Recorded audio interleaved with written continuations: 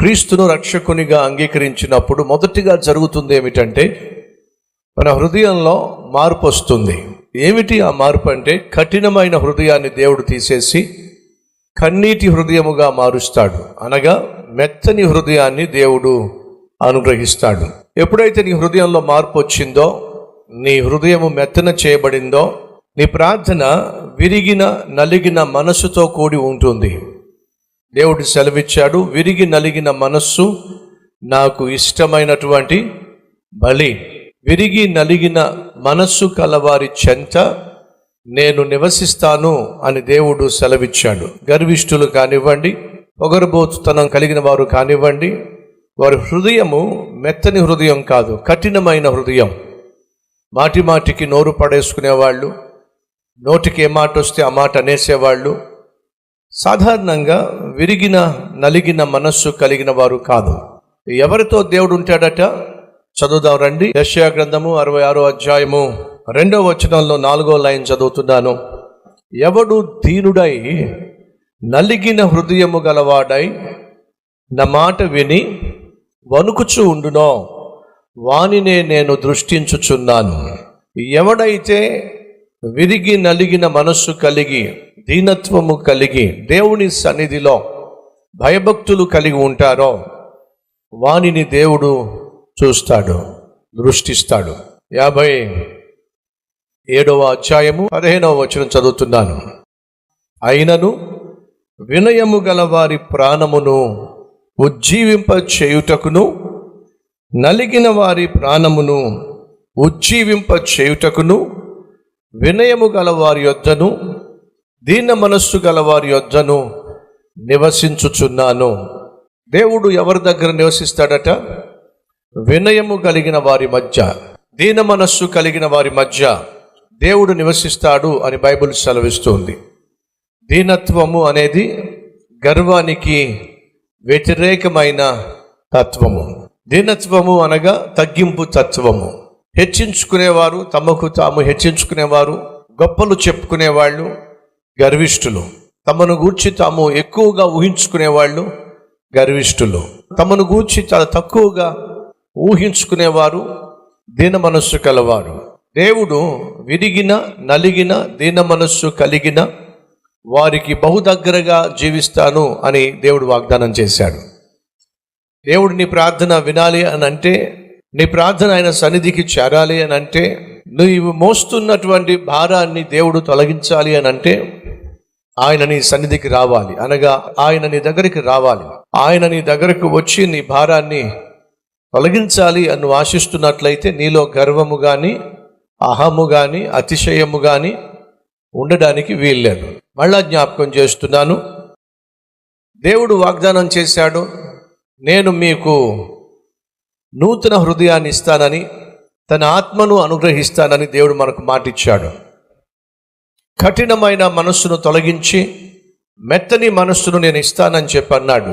నా మాటలను, నా న్యాయ విధులను అనుసరించులాగున మీ హృదయం మందు నా ఆత్మను ఉంచుతాను అని చెప్పి దేవుడు ఎహెజ్కేలు గ్రంథం 36వ అధ్యాయంలో వాగ్దానం చేశాడు. దేవుడు మనకు తన మనస్సును ఇచ్చినప్పుడు ఆ మనస్సు కన్నీటితో కూడిన మనస్సు.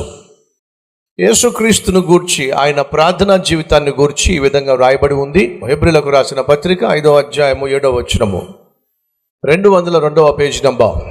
శరీరధారి అయి ఉన్న దినములలో, అనగా యేసుక్రీస్తు ఈ భూమి మీద జీవించినప్పుడు, శరీరధారిగా ఉన్నప్పుడు మహారోదనముతోనూ కన్నీళ్లతోనూ తన్ను మరణము నుండి రక్షింపగలవానికి ప్రార్థనలను, యాచనలను సమర్పించి, ఎప్పుడో 100కో 1,00,00,000కో ఒక్కసారి కన్నీటి ప్రార్థన చేసినట్టుగా ఇక్కడికి లేదు. ప్రార్థనలను, యాచనలను ఆయన సమర్పించాడు.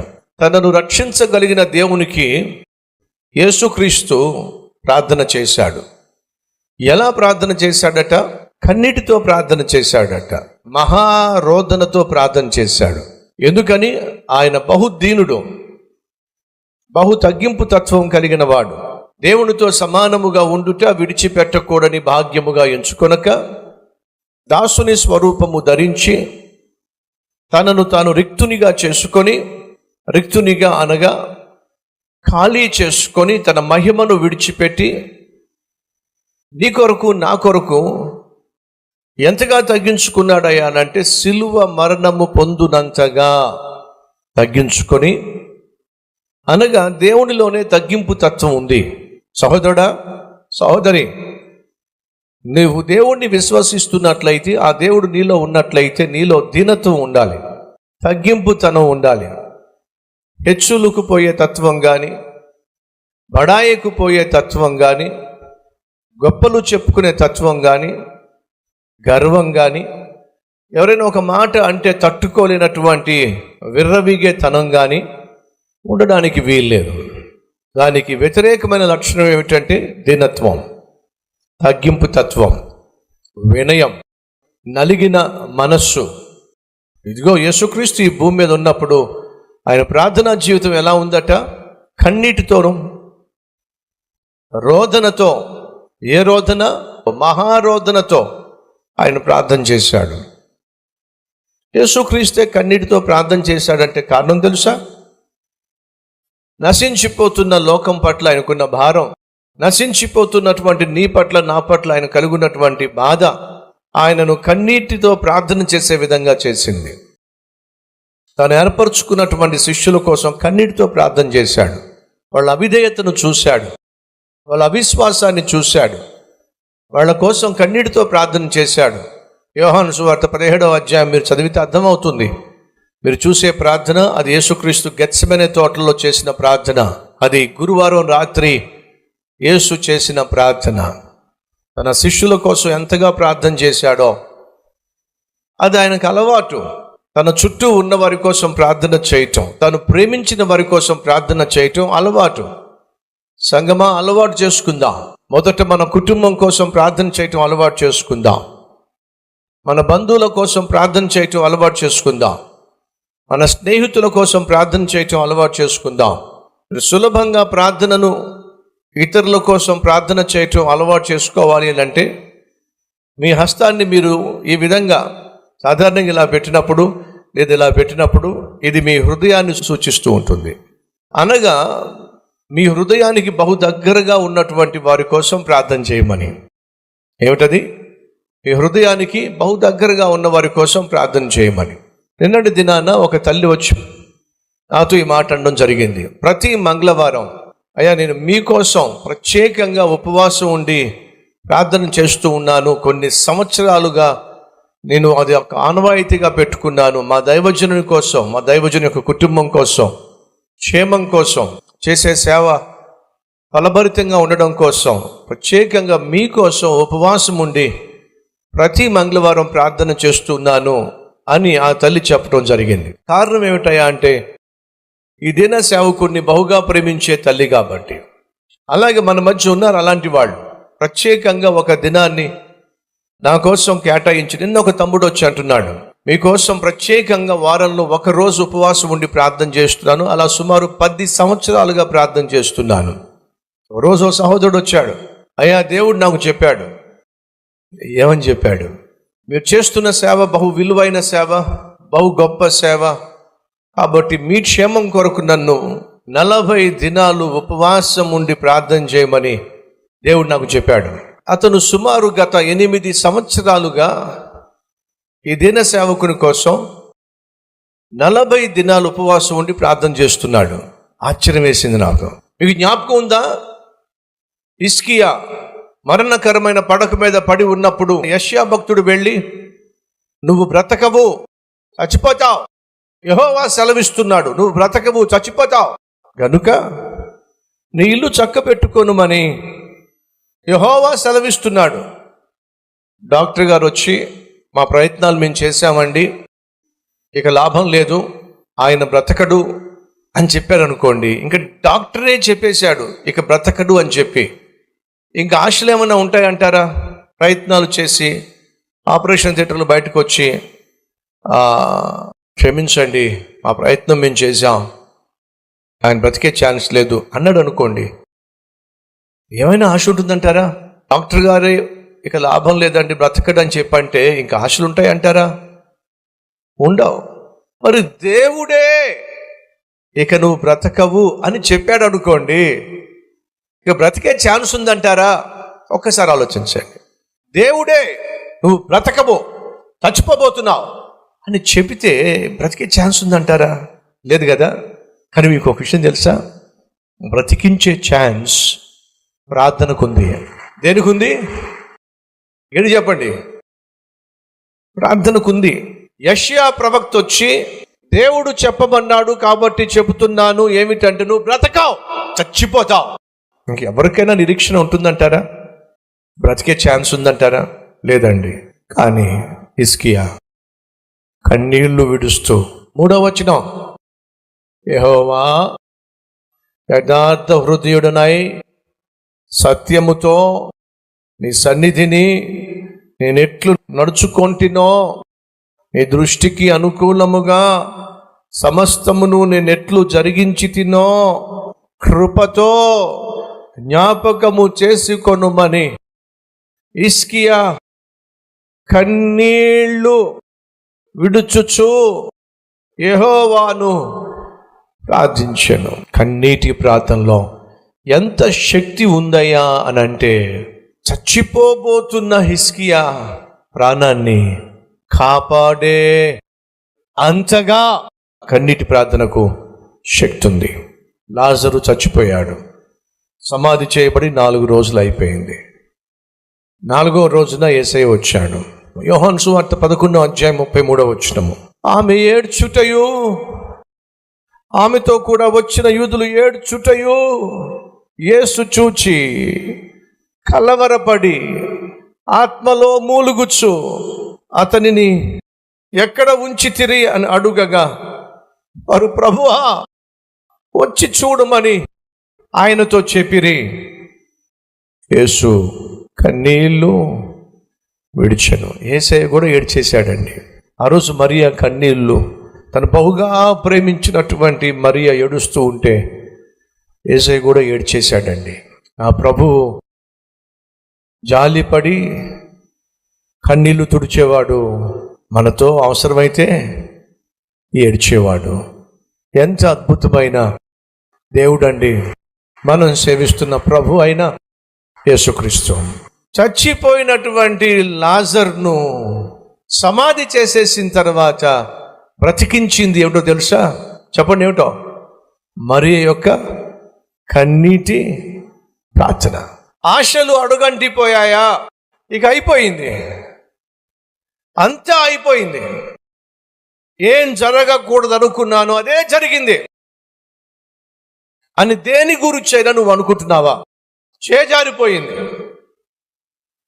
ఇక ఛాన్సే లేదు, ఇక అవకాశం లేదు, ఇట్స్ ఆల్ ఓవర్ అని దేని గురించైనా నువ్వు అనుకుంటున్నావా? అయితే వినో, కన్నీటి ప్రార్థనకు ఎంత శక్తి ఉందయ్యా అంటే, చేజారిపోయిన దానిని కూడా తిరిగి నీ చేతుల్లో పెట్టగలిగిన శక్తి కన్నీటి ప్రార్థనకు ఉంది.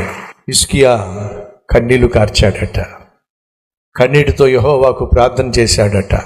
ఏం జరిగింది?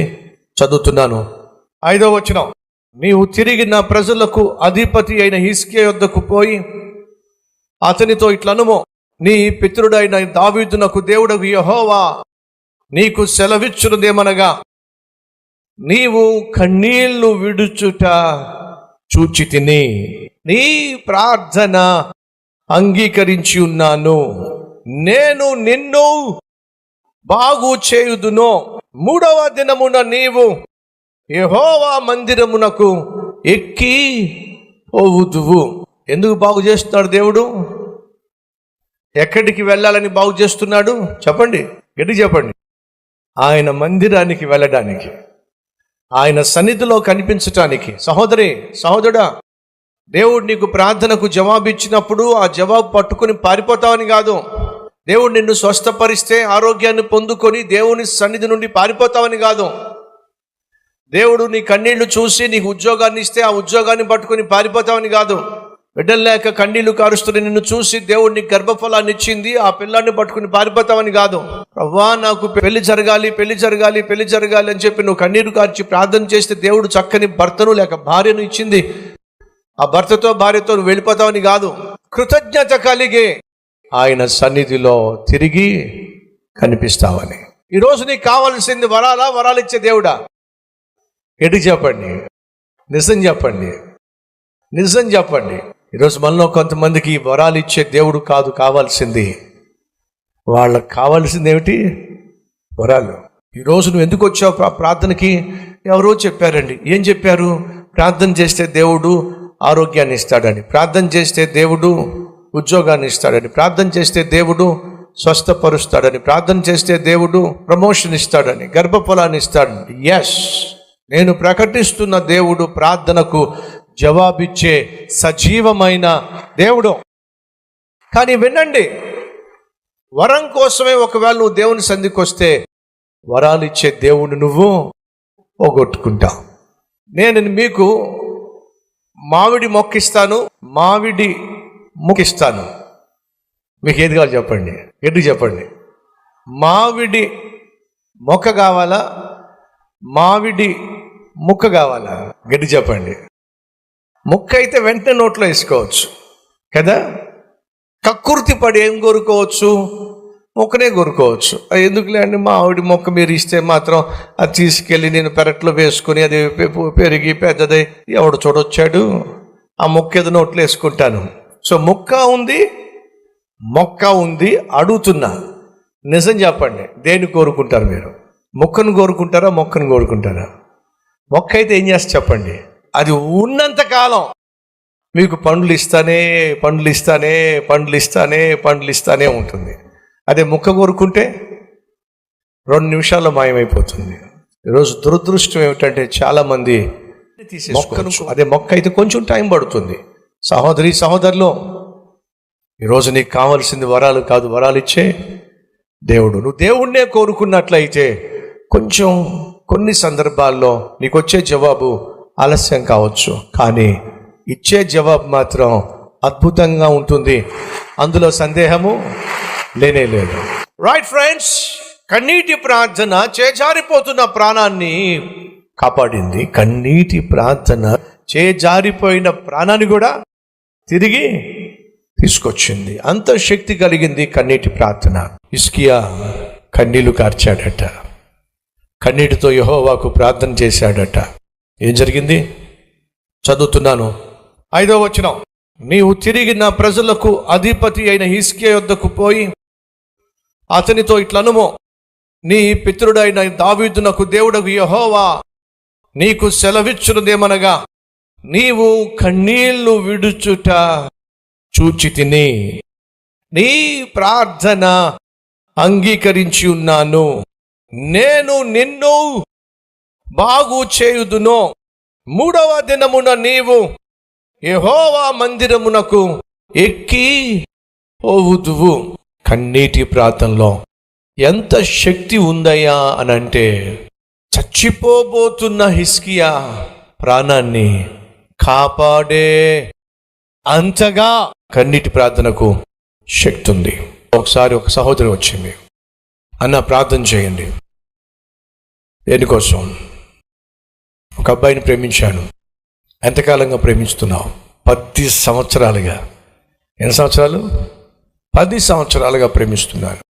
దేనికోసం ప్రార్థన చేయాలి? ఆ అబ్బాయిని చేసుకోవాలనుకుంటున్నాను,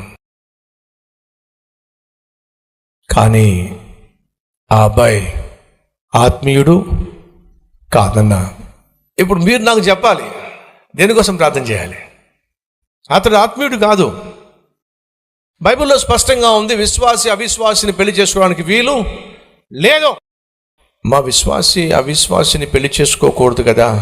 అవునన్నా, అది నాకు తెలుసు అన్నా. మరి ఏమని ప్రార్థన చేయాలి నేను? వాక్యానికి వ్యతిరేకంగా దేవుడు నీ పెళ్లి చేయాలని ప్రార్థన చేయమంటావా? లేదన్నా. మరి ఏమని ప్రార్థన చేయమంటావు? ఆ సహోదరి సందిగ్ధ స్థితి.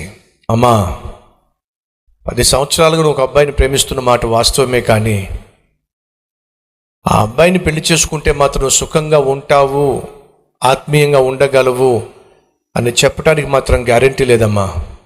ఒకసారి ఆలోచించు. తన కళ్ళల్లో నుంచి కన్నీళ్లు ఉబుక్కుంటూ వస్తున్నాయి. ఎందుకని? 10 సంవత్సరాలుగా నేను ఒక అబ్బాయిని ప్రేమించాను, ఆ అబ్బాయిని పెళ్లి చేసుకోవాలనుకుంటున్నాను, కానీ ఆ అబ్బాయి విశ్వాసి కాదు. కానీ వాక్యం ఏమి సెలవిస్తుంది? విశ్వాసిని పెళ్లి చేసుకోవాలి. లేని పక్షంలో ఆ కుటుంబం, అటుపక్క ఉన్నటువంటి ఆ అబ్బాయికి సంబంధించిన తల్లిదండ్రులు కావచ్చు, బంధువులు కావచ్చు, వాళ్ళ విశ్వాసాన్ని ఆచరించాలని చెప్పి వాళ్ళు భావిస్తూ ఉంటారు. ఇటుపక్క ఈ అమ్మాయి కావచ్చు, ఈ అమ్మాయి పేరెంట్స్ కావచ్చు, ఈ అమ్మాయి యొక్క విశ్వాసాన్ని ఆచరించాలని చెప్పి వీళ్ళు భావిస్తారు. అటువైపు వాళ్ళు కరెక్టే, ఇటువైపు నువ్వు కరెక్టే. ఏది? విశ్వాసాన్ని ఆచరించే విషయంలో. ఆదివారం మందిరానికి వెళ్ళాలని చెప్పి నువ్వు ఆశిస్తావు, భర్త రాడు. వాళ్ళతో పాటు వెళ్ళాలని చెప్పి వాళ్ళు ఆశిస్తారు, నువ్వు వెళ్ళవు. నీ కొడుక్కి ఒక ఆత్మీయమైన పేరు పెట్టాలి, నువ్వు ఆశిస్తావు, అది వాళ్ళకి ఇష్టం ఉండదు. వాళ్ళ విశ్వాసానికి తగినటువంటి పేరు మీ అబ్బాయికి పెట్టాలని ఆశపడతారు, అది నీకు ఇష్టం ఉండదు. ఎంతకాలం అమ్మ ఈ పోరాటం? వాళ్ళ విశ్వాసానికి చెందినటువంటి ఒక కార్యంలో నువ్వు పాల్పంచుకోలేవు, నీ విశ్వాసానికి చెందినటువంటి కార్యంలో లేక ప్రార్థనలో వాళ్ళు పాల్పంచుకోలేరు. ఎంతకాలం ఈ పోరాటం? కళ్ళల్లోంచి కన్నీళ్ళు వస్తూనే ఉన్నాయి. ఒక అన్నయ్యగా చెప్తున్నాను, ఇది ముందుకు సాగే బంధము కానే కాదు తల్లి. ఆలోచించు. చాలా కష్టం. ఈరోజు ఎవరైనా ఉన్నారో మన మధ్య అలాంటి వాళ్ళు? చాలా కష్టం. జీవితాంతం ఏడ్చి అప్పుడు సత్యం గ్రహించడం బెటర్ అంటారా, లేకపోతే సత్యాన్ని ఇప్పుడే గ్రహించి జీవితాంతం ఏడవడం, తప్పించుకోవడం బెటర్ అంటారా? చెప్పండి. తమ్ముళ్ళు, చెల్లెళ్ళు, మీకు ఒక విషయం చెప్తున్నాను, వినండి. ఆ రోజు ఆ చెల్లి ఓ తీర్మానం తీసుకుని వెళ్ళింది. ఏంటో తెలుసా? అన్నయ్య, నా ఇష్టం జరగడం కంటే నా జీవితంలో దేవుని చిత్తము జరగటమే నాకు క్షేమమని. వింటున్నావా తమ్ముడు? వింటున్నావా చెల్లి? 10 సంవత్సరాలుగా ఒక అబ్బాయిని ప్రేమించిన అమ్మాయి చివరికి ఏ తీర్మానం తీసుకుందో తెలుసా? తన ఇష్టం కాదు జరగాల్సింది, నా దేవుని ఇష్టమే జరగడం నాకు క్షేమమన్నా. ఆ తీర్మానమే నేను తీసుకుంటున్నాను. తన గుండెల్లో ఎంత బాధ ఉందో నాకు తెలుసు. కొట్టొచ్చినట్టుగా కళ్ళల్లోంచి కన్నీళ్ళు జారుతూ ఉన్నాయి. కానీ దేవునికి స్తోత్రం, ఆ చెల్లి ఒక మంచి నిర్ణయం తీసుకుంది. ఈ పాయింట్ ఎందుకు చెప్తున్నానయ్యా అంటే, అన్నయ్య మీరే చెప్పారు కదా కన్నీళ్లతో ప్రార్థన చేస్తే దేవుడు ఏమైనా చేస్తాడని చెప్పి. కాబట్టి అన్యుణ్ణి ప్రేమించానన్నయ్య, కానీ ఆ పెళ్లి మాత్రం జరగాలన్నయ్య. అది కుదరదు. నువ్వు దేవుని చిత్తానికి వ్యతిరేకంగా అఘోరిస్తూ కన్నీటితో ప్రార్థన చేస్తానంటే మాత్రం కుదరదు. దేవుని చిత్తానికి వ్యతిరేకంగా నువ్వు జీవిస్తూ, దేవుని వాక్యానికి వ్యతిరేకంగా నువ్వు వ్యవహరిస్తూ, నువ్వు అనుకున్నది జరిగిపోవాలంటే మాత్రం దేవుడు ఈ వాక్యమునకు విరుద్ధముగా ఏది ఎప్పుడూ చేయడో. జ్ఞాపకం పెట్టుకోండి. దేవుడు మనిషికి ఇచ్చిన ఈ శాసనమునకు వ్యతిరేకంగా దేవుడు ఎప్పుడు, ఎన్నడూ, ఎక్కడ ఏమి చేయడో మర్చిపోకండి. కన్నీటి ప్రార్థనలో శక్తి ఉంది, కానీ ఆ ప్రార్థన వాక్యానుసారం కావాలి. అనారోగ్యంతో బాధపడుతున్నాడు ఒక ఆయన. ఆ తల్లి వచ్చి అంటుంది, మా ఆయన అనారోగ్యంతో బాధపడుతున్నాడండి. పక్కనే ఒక పాస్టర్ అయ్యా ఉంటే వెళ్ళి, అయ్యా కాస్త ప్రార్థన చేయండి, మా ఆయనకి చిన్న ఆపరేషన్ చేయించాల్సి ఉంది, ప్రార్థన చేయండి అని అంటే ఏమని ప్రార్థన చేయాలి చెప్పండి? ప్రభువా, ఆరోగ్యం బాగాలేదట, లేక అనారోగ్యం ఉందట, చిన్న ఆపరేషన్ పడుతుందట, కనికరించి ఆపరేషన్ సక్సెస్ అవులాగునా, సంపూర్ణ ఆరోగ్యం పొందుకోలాగునా మీ కనికరం చూపించు ప్రభువా అని ప్రార్థన చేయడం ధర్మం. ఆ సహోదరి అంటుంది, అయ్యా నేను సందిగ్ధ స్థితిలో పడిపోయాను. ఏమిటి ఆ సందిగ్ధ స్థితి అంటే, రేపో మాపో నా భర్తను హాస్పిటల్ తీసుకెళ్లాల్సి ఉంది, ప్రార్థనా సహాయం కోరుతూ ఆ సేవకుల్ని అడిగాను, కాస్త ప్రార్థన చేయండి అని చెప్పి. వాళ్ళు చెప్పింది ఏమిటంటే, దేవుడు చెప్పాడు మీ ఆయన్ని మీరు హాస్పిటల్ తీసుకెళ్ళకూడదని దేవుడు నాకు చెప్పాడు. అదేంటది? ప్రభు ఏం సెలవిచ్చాడు? రోగికే వైద్యుడు కానీ రోగము లేని వాడికి వైద్యుడు అవసరం లేదు అంటే అర్థం ఏమిటి? రోగికి వైద్యాన్ని ఎవరిచ్చారు చెప్పండి? దేవుడే ఇచ్చాడు. రోగికి వైద్యుడు అవసరమని ప్రభువు సెలవిచ్చాడు. ఓ సహోదరి మరొక పాస్టర్ గారి దగ్గరికి, సేవకురాల దగ్గరికి వెళితే వాళ్ళు చెప్పింది ఏమిటయ్యా అంటే, హాస్పిటల్కి మాత్రం వెళ్ళకండి, ఆపరేషన్ మాత్రం చేయించుకోకండి. ఎందుకని? ప్రభువు చెప్పాడు. ఏం చెప్పాడు ప్రభువు? హాస్పిటల్కి వెళ్ళకూడదట, ఆపరేషన్ చేయించకూడదట, ప్రభువు చెప్పాడట. చాలామంది సేవకులు వాళ్ళ వరకు వచ్చేంత వరకు ఇలాగే మాట్లాడారు. వాళ్ళ వరకు వచ్చేసరికి దొంగచాటుగా హాస్పిటల్కి వెళ్ళి ఆపరేషన్లు చేయించుకున్నారు. అలాంటి సేవకులు లేరా? వైద్యం చేయించుకోవాల్సిన అవసరం లేదు, దేవుడు స్వస్థపరుస్తాడు అని బోధించి వాళ్ళ వరకు వచ్చేసరికి, వాళ్ళ ఇంట్లో వాళ్లకు కష్టం వచ్చేసరికి, భార్యకో లేకపోతే బిడ్డకో కష్టం వచ్చేసరికి, అనారోగ్యం వచ్చేసరికి వెంటనే వెళ్ళి దొంగచాటుగా ఈ పట్టణంలో కాకుండా వేరే చోట, ఈ దేశంలో కాకుండా వేరే దేశంలో ఆపరేషన్ చేయించుకున్న గనులు నాకు తెలుసు.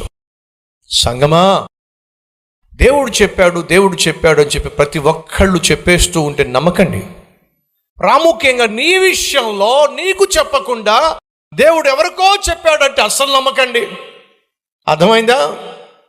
అది ఆమె కుటుంబం, అది ఆమె భర్త ఆపరేషన్ చేయించుకోవాల్సిన సమయం దేవుడు నీకు చెప్తాడు. కావాలంటే ఎవరికో చెప్పాల్సిన అవసరం ఏమిటి? ప్రభు నాకు చెప్పాడండి, మిమ్మల్ని మా ఊరు తీసుకెళ్ళమన్నాడు, మా ఊర్లో మా గ్రామంలో మీటింగ్ పెట్టించమన్నాడు, ప్రభు నాకు చెప్పాడు. ఓకే, మరి ప్రభు నాకెందుకు చెప్పలేదు? నేను చెప్పాను, అమ్మా నీకు ప్రభువు చెప్పాడు కాబట్టి నువ్వు వచ్చావు కదా. అవునండి, ప్రభు నాకు చెప్పినప్పుడు నేను కూడా వస్తా, వెళ్ళరా అని చెప్పన్నాను. అంతే కదా? ఆయన నాకు చెప్పినప్పుడు నేను వస్తాను మీ గ్రామానికి, వెళ్ళరా.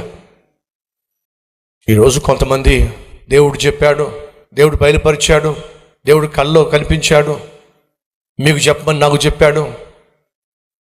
నమ్మకండి. వైద్యులు అవసరం లేదా? వైద్యము అవసరం లేదా? హిజ్కియా స్వస్థపరిచింది ఎవరు? హిజ్కియా చచ్చిపోబోతున్నప్పుడు, మరణకరమైన రోగం వచ్చి చచ్చిపోబోతున్నప్పుడు బ్రతికించింది ఎవరు చెప్పండి? గట్టి చెప్పాలి, ఇంకొంచెం గట్టిగా.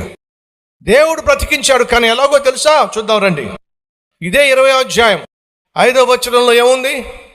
నీవు కన్నీళ్లు విడుచుట చూచి తిని నీ ప్రార్థన అంగీకరించి ఉన్నాను, నేను నిన్ను బాగు చేస్తాను, 3వ దినమున నీవు యెహోవా మందిరమునకు వెళ్తావు, ఇంకా 15 సంవత్సరముల ఆయుష్ నీకు ఇచ్చేదను, మరియు నా నిమిత్తమును నా సేవకుడైన దావీదు నిమిత్తమును ఈ పట్టణమును నేను కాపాడుదును, నిన్నును ఈ పట్టణమును అష్షూరు రాజు చేతిలో పడకుండా నేను విడిపించదను. దేవుడే చెప్పాడు నేను బ్రతికిస్తానని చెప్పి.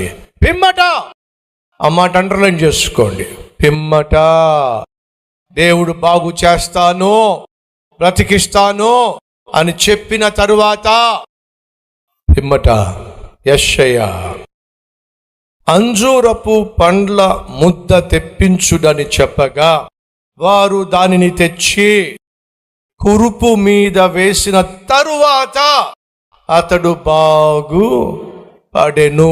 అవసరమా అంజూరపు ముద్ద?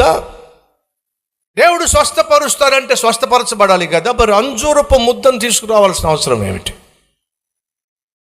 అంజూరపు ముద్దను తీసుకొచ్చి ఆ గాయం మీద అద్దాల్సిన అవసరం ఏమిటి? మన గ్రామాల్లో సాధారణంగా రకరకాల వైద్యాలు ఉంటాయి. అందులో ఒకటి పసర వైద్యం, ఆకు వైద్యం. ఏదైనా గాయం ఉంటే వాళ్ళు ఏం చేస్తారు? ఆకు తీసుకొచ్చి ఆకును బాగా నలిపి ఆ పసరు పోస్తారు, అదొక వైద్యం. ఆ ఆకును ఆ గాయానికి కట్టుగాడతారు, అదొక వైద్యం. నిన్ను బ్రతికిస్తాను అని దేవుడు చెప్పినప్పుడు యెషయా ఏం చేస్తున్నాడు? ఆ రోజుల్లో ఉన్నటువంటి వైద్యాన్ని చేస్తున్నాడు. అంజూరపు పండ్లను తెప్పించాడు, వాటిని ముద్దగా చేయించాడు. ఏ కురుపైతే, ఏ పుండు అయితే అతని ప్రాణానికి హానికరంగా ఉందో ఆ పుండు పైన ఆ అంజురపు ముద్దను పెట్టించాడు. ఆ తరువాత ఏముంది అక్కడ? వేసిన తరువాత యెహోవా నీవు బ్రతుకుదువు అని చెప్పిన తరువాత అని బైబిల్లో లేదు. యెషయా అంజూరపు ముద్దను తీసుకొచ్చి ఆ కురుపు మీద పెట్టిన తరువాత అతడు బాగుపడెను. దేవుడే బాగు చేస్తానన్నాడు. మరి దేవుడే బాగు చేస్తారన్నప్పుడు అంజురపు ముద్ద ఎందుకు పెట్టాలండి? ఎస్, కొన్నిసార్లు దేవుడు వెంటనే స్వస్థపరుస్తాడు, ఆయన మాట ప్రకారం స్వస్థపరుస్తాడు. 12 సంవత్సరాలు రక్తస్రావము కలిగిన స్త్రీ యేసు వస్త్రము చెంగు ముట్టిందో లేదో వెంటనే స్వస్థ వచ్చేసింది. ఎస్, ఊచ చెయ్యి కలిగిన వాడు అక్కడ ఉండగా యేసుని చేయి చాపో అని అంటే ఊచ చేయగలవాడు చేయి చాపాడు, వెంటనే స్వస్థత పొందుకున్నాడు. ఎస్, నా ప్రభు వెంటనే స్వస్థపరచగలడు. లేదా ఓ గుడ్డివాడు వచ్చినప్పుడు నేను చూడాలని ఆశపడుతున్నాను ప్రభువా అని అంటే ఆయన ఒక మట్టిని తీశాడు, ఉమ్మి వేశాడు, ఆ మట్టిని మెత్తన చేశాడు, కళ్ళకు అద్దాడు, పలానా చోటుకెళ్ళి కళ్ళు కడుక్కోమన్నాడు. ఇదంతా అవసరం అంటారా? తన కళ్ళు చూపు ఇవ్వడంలో ఆ రోజు యేసుక్రీస్తు ఈ విధానాన్ని అనుసరించాడు. అందరికీ అలా చెప్పలా, కానీ వీడికి చెప్పాడు. సహోదరి సహోదరులు, దేవుడు ఒక వ్యక్తిని బాగు చేయటంలో కానీ, దేవునికి ఒక వ్యక్తికి జవాబు ఇవ్వడంలో కానీ ఆయనకు అనుకూలమైన, ఆయన చిత్తానుసారమైన మార్గాన్ని ఎన్నుకుంటాడు. డైరెక్ట్గా స్వస్థపరుస్తాడు కావాలంటే, లేదా వైద్యము ద్వారా నీకు ఆరోగ్యాన్ని ప్రసాదిస్తాడు, అది ఆయన చిత్తమైతే. కాబట్టి సహోదరుడా సహోదరి, ఈ వాస్తవాన్ని అంగీకరించండి. దేవుడు చెప్పాడు మాకు మీ ఆయన్ని వైద్యానికి పంపించకండి. నో, అందుకే చెప్తున్నా, ఎవరైనా వచ్చి దేవుడు చెప్పాడు మీ గురించి నాకు అంటే వెంటనే నమ్మేయకండి. దేవుడు చెప్పాడు. మరొక సహోదరి వచ్చి అంటుంది, పలానా ఇల్లు మేము తీసుకున్నామండి, తీసుకుంటే ఆ ఇంటి మీద చీకటి ఉందట. ఎవరు చెప్పారు? మా పక్కింటి ఆవిడ చెప్పింది. మరి ఆమె ఎందుకు పక్కనే ఉంటుంది? మీ ఇంట్లో చీకటి ఉంది, ఎవరు చెప్పారు? దేవుడు చెప్పాడు. ఏంటిదంతా? పాపం వాళ్ళకి ఆ భయం, ఇంట్లోకి వెళ్ళాలంటే భయం. ఎందుకని? దేవుడు చెప్పాడంట ఆమెకి. కల్వరి టెంపుల్ సంగమా, దేవుడు చెప్పవలసి వస్తే డైరెక్ట్గా నీతోనే చెబుతాడు. నీకు ఆయనకు కనెక్షన్ ఉన్నట్లయితే, నీకు ఆయనకు మాటలు ఉన్నట్లయితే దేవుడే డైరెక్ట్గా చెప్తాడు. తన వాక్యము ద్వారా చెప్తాడు, తన మాట ద్వారా చెప్తాడు, నీతో చెప్తాడు, నీకు అర్థమయ్యేలాగా చెప్తాడు. అంతేగాని పుల్లమ్మొచ్చి ఎల్లమ్మొచ్చి వాళ్ళొచ్చి వీళ్ళొచ్చి నీకు చెప్పడం ఏమని? దేవుడు చెప్పాడు. మార్తమ్మొచ్చి మరియమ్మ వచ్చి దేవుడు చెప్పాడు. నో, ఈ విషయాన్ని ఖచ్చితంగా ప్రతి ఒక్కరు అర్థం చేసుకోండి. మనం ప్రార్థన చేయాలి. ప్రభువు నీతో మాట్లాడలాగున ప్రార్థన చేయాలి. ప్రభువు నీతో చెప్పులాగున ప్రార్థన చేయాలి. ఆ రోజు దేవుడు మాట్లాడాల్సి వచ్చినప్పుడు, సమూయేలుతో మాట్లాడాల్సి వచ్చినప్పుడు అడుగుతున్నాను, ఎవరితో మాట్లాడాడు? ఎలితో మాట్లాడాడా? సమూయేలుతో మాట్లాడాడా? గట్టి చెప్పండి. సమూయేలో, సమూయేలో. వెంటనే లేచి గబగబా ఏలీ దగ్గరికి వెళ్ళి, నాయనా నన్ను పిలిచావా? పిలవలేదురా. ఏమైంది? నాకు ఎవరో సమూయేలు సమూయేలు అని పిలవడం విన్నాను నాయన. లేదు బాబు, నేను పిలవలేదు, వెళ్ళి పడుకో. మళ్ళీ సమూయేలో సమూయేలో. గబగబా లేచి, నాయనా తండ్రి నన్ను పిలిచావా? నేను నిన్ను పిలవలేదయ్యా. మరి నాకు స్వరం వినిపించిందే.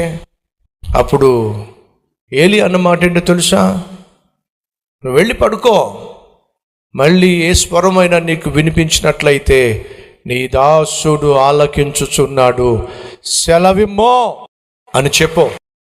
ఆయన మాట్లాడతాడు.